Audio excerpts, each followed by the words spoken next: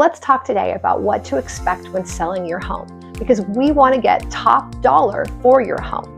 The first and probably most important thing I'm going to say right now is we want to start thinking of your home no longer as your home, but as a product that we're going to market to the widest range of people we possibly can, because we want to get top dollar for your house. Three things I want to talk to you about today. There are 1,000 things to talk about with selling a home, but the three that we're going to talk about today are getting your house ready for sale. Secondly, all the people that are going to be walking through your house and how we're going to negotiate with them. And last, how do we close all this up? How do we finish it out? Let's talk first about preparing the home for photos and showings. First steps is I come to look at the property with you and we walk the entire property and talk about everything. So we definitely want to have the home as clean as possible. Please reach out to me if you would like to have a professional come in and do that. It is amazing how they make the house shine, but we want to go through the house, make sure it is very, very clean, and also the exterior. You want to make sure it's really tidy, that it's very attractive. First impressions really do matter. You want the home to feel and smell wonderful. When I talk about smell, it's really important to note you do not want to put out like the Febreze plug-in type of things or scented candles. There are a lot of people that are allergic to those and they will not even view the property if they walk in and smell it. The other thing is buyers sometimes think that sellers are trying to cover something up with those smell things. So please do not put out smell items when you're preparing the home. Step number 2, declutter. Declutter, declutter, declutter. It's so important. There is an interesting thing that's kind of happened in real estate and has been studied psychologically, which is people cannot envision themselves in your home if they see a lot of you in your home. So we want to make it as vanilla, as simple as possible, and remove as many items that relate to you living in the home as possible. Also, you want to go ahead, you're moving, right? This is happening. So you might as well go ahead and pack up anything you are not using right now. I mean, clothing, kitchen items, anything that you are not going to use during the time period that you have the property listed. Go ahead and pack it up, put it in a box in the garage. I'm not too worried about the garage. We want the house as decluttered as possible. Everybody understands you are moving. You're going to have some boxes in the garage. Should you worry about closets too? My answer is absolutely. I always kind of giggle when I have buyers open closets and they see they're kind of half full, like, oh, there's so much space here. And I'm thinking, yep, these are people who had an agent that told them, go ahead and get rid of half the stuff in the closet because you want it to feel like there's so much space here. When we are prepping your home for sale, it is really important that we are thinking through the decluttering, the depersonalization of the home, and thinking of your home as a product. It's hard to do. You have had wonderful memories in this house, and now we're thinking about it as a product, but this is the way to get top dollar, and I'm here to help you get top dollar. Now we've got the house ready to put on the market. It's clean, it's depersonalized, it's decluttered, and it's ready to go. So who are all the people that are going to be walking through your property?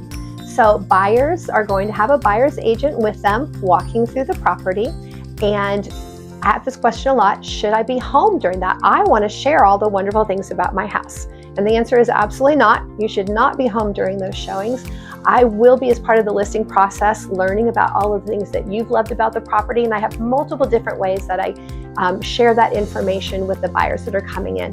But we do not want you there because buyers feel awkward and uncomfortable when sellers or tenants are home. They tend to walk through the home very quickly and they don't feel comfortable, and we see a definite decrease in offers on homes where people have been present. Once we're under contract, there's going to be some more people walking through your home, and that is the home inspector.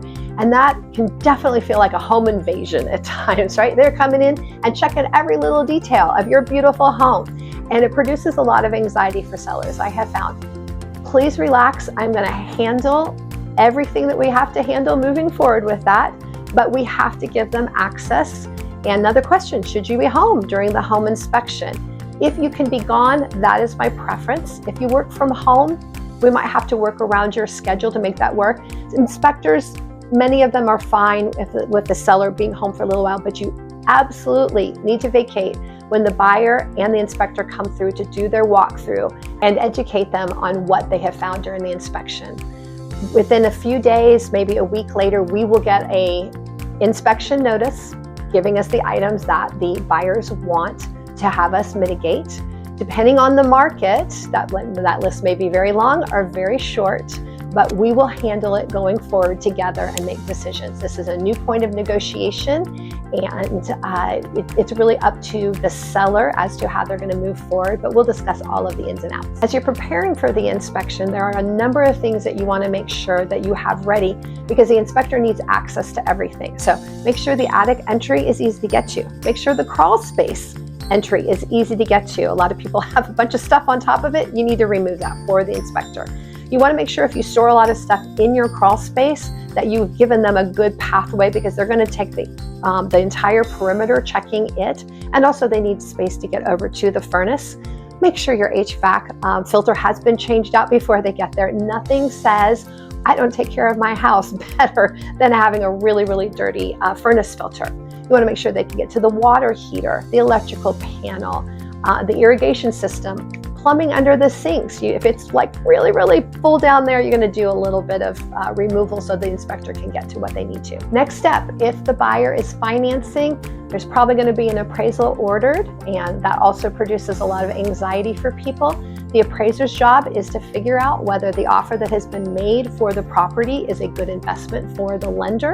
And so they're going to do a walkthrough. You can be home for that one. That's totally fine. It's very quick that they do on the outside and the inside. And we do not find out what the home appraised for as the seller. This is the buyer's information. The only time we hear about it is if the appraisal comes in lower than the purchase price, and then it's a new point of negotiation. These are the most common people that are coming on the property. We may have a vendor or two that has to come out based on inspection items, but you are always notified, and we get permission before any person walks onto your property. Now let's talk about putting a bow on all of this. We're ready to close. What needs to happen? Obviously, all of your materials and goods need to be out of the home the day before closing, because the morning of closing, the buyer is going to do a final walkthrough of the property. Our contracts state that the property must be in room clean or better condition. Boy, have I seen that interpreted many different ways. But I think it's a wonderful thing that people that professionally clean their home, or at least have it really cleaned out, drawers cleaned out, everything looks clean. Do not forget to get stuff out of your crawl space. I've had that happen multiple times. We're ready to close, and there's an entire crawl space full of stuff that needs to be taken care of. Don't forget clean appliances, ovens, refrigerators. Had one time where the freezer was full of items. The refrigerator is totally clean, freezer not at all. So it's easy to forget things at the last minute, but those are some of the major things you need to take care of. Utilities need to stay on through the day of closing, so do not turn them off until the day after closing. Especially important in our very cold climate. You do not want pipes to freeze. Some final reminders. When you're backing out of that driveway for the last time, make sure the garage remote is not still in your car. You have no idea how many times that happens. So garage remotes, keys, any information that might be helpful to the buyers, appliance books, tiles, paint, just who did your sprinkler blowout? Any information you can leave for those buyers to help them out, I think that's really lovely to do. And that pretty much wraps things up. House is sold, you're moving on, and money is going to be deposited in your bank account. That's the end of this little segment on what to expect when you're selling your home. Talked about depersonalizing and decluttering and getting your house just in tip-top shape, ready for sale. And we've discussed all the people that are going to be walking through your home: inspectors, appraisers, people that are interested in purchasing the property. A few things about wrapping up the sale, getting your house ready for transferring it over to the new buyers. There's obviously so much more that goes into pricing and negotiating on your home, and that is why you need an experienced agent to help you with listing your property. Please see the link in my descriptions. I am Denise Carr, a broker realtor with Keller Williams Montana Realty, and I would be so happy to help you.